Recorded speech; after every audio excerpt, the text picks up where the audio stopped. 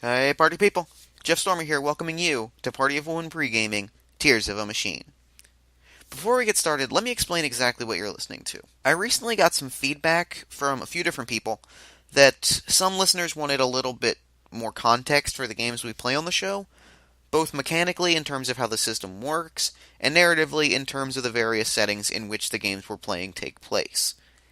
And while talking about this feedback with friend of the show, Noah Houlihan, he came up with a great suggestion to provide a little bit additional context.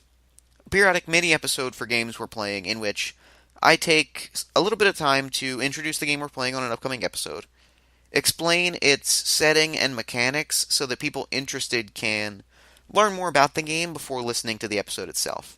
And that's what Party of One Pre-Gaming is. It's a semi-regular mini episode where I introduce the next game featured on the show and try to explain things to help you get the most out of the upcoming episode.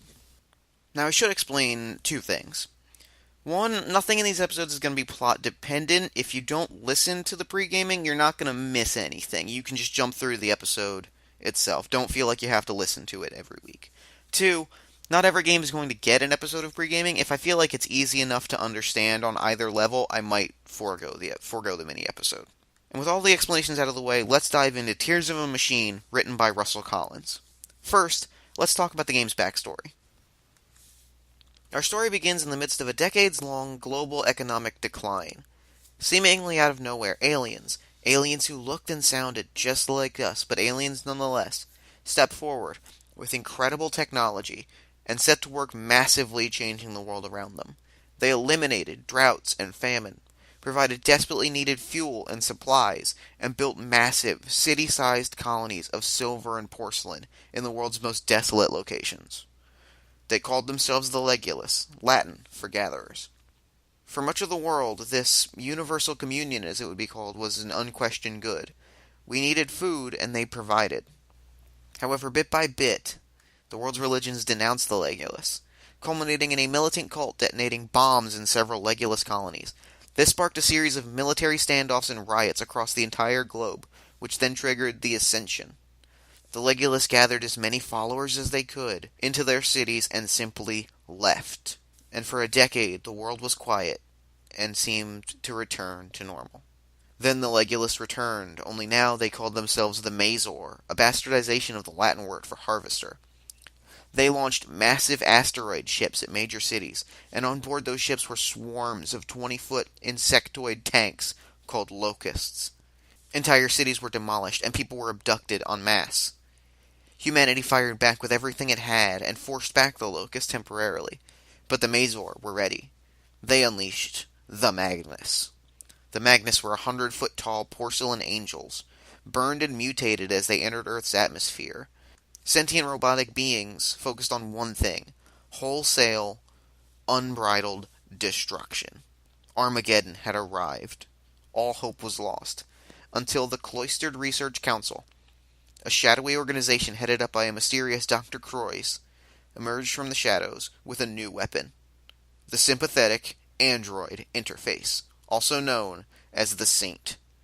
A biomechanical weapon built from the same template as a captured Magnus. Saints are living weapons, lobotomized and psychically linked to a human pilot. Every bit as powerful as a Magnus, a Saint can do incredible amounts of damage, repair its own wounds, and fight back even the most powerful of threats, all while its pilot is kept safe and remotely secured hundreds of miles away. But the tragic twist of Saint piloting is this: the only people that can pilot Saints are children. By age 18, your mind is no longer compatible with the psychic link. So now, on board massive flying aircraft carriers called ARCs, children aged 12 to 17 are taken from their families, or offered up by desperate parents, raised by military officials, and trained in piloting these massive living war machines. They go about their lives as best they can, trying to achieve some sense of normality, going to school, making friends, going on dates, all while knowing that at any moment they could be dragged into a life-or-death battle with a vicious, uncaring machine with the entire fate of mankind hanging in the balance. And that is Tears of a Machine. Now, let's take a moment and talk about the mechanics. There are two kinds of roles in Tears of a Machine. There are talent roles and proficiency rolls. Talent rolls measure your raw, untested ability in a given area, such as intellect or coordination. When making this roll, you want to roll under your given talent rating. A proficiency roll is more specific and represents an area of particular training, like close quarters combat or engineering. When making a proficiency roll, you'll roll a number of dice equal to your talent score, take the highest roll from 1 to 6, add your proficiency score, and try to beat a difficulty given to you by the director. Rolling matching dice in a proficiency roll adds to your score and adds a special benefit later on. And finally, you can choose to add one of two qualities to a given roll. Ego points, which represent your character's confidence and belief in their own abilities, can be spent on any action to increase the total and help you accomplish your goals. And while piloting a Saint, you can also choose to spend id points, which represent the slowly building rage and destructive power of the Saint, on attack and damage related rolls specifically. Now, how do you gain ego and id points, you may ask? Ego points you can gain in one of two ways. You can act towards solving your character's hope, which is a driving belief or long-term goal of theirs, or you can act towards resisting your character's despair, a deep-seated fear or anxiety. Both actions will then entail some sort of a challenge, which if you overcome, at which point you get an ego point to spend later.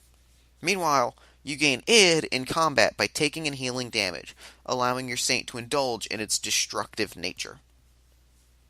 Now, the risk of having id points, they're a very powerful resource, but there's a risk if your id overpowers your ego, then your Saint might go into frenzy.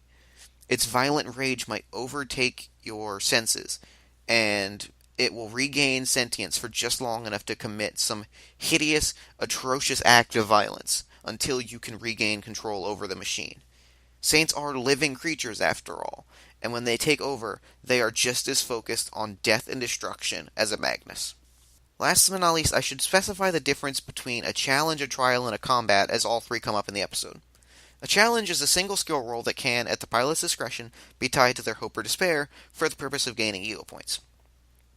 A trial is an extended contest, a series of challenges which tests the pilot's resolve, their willingness to keep fighting and overcoming odds, as they try to overcome more complex obstacles, both combat and non-combat related. Finally, combat operates slightly outside of both challenges and trials. There are 4 major actions that you can take in a combat round.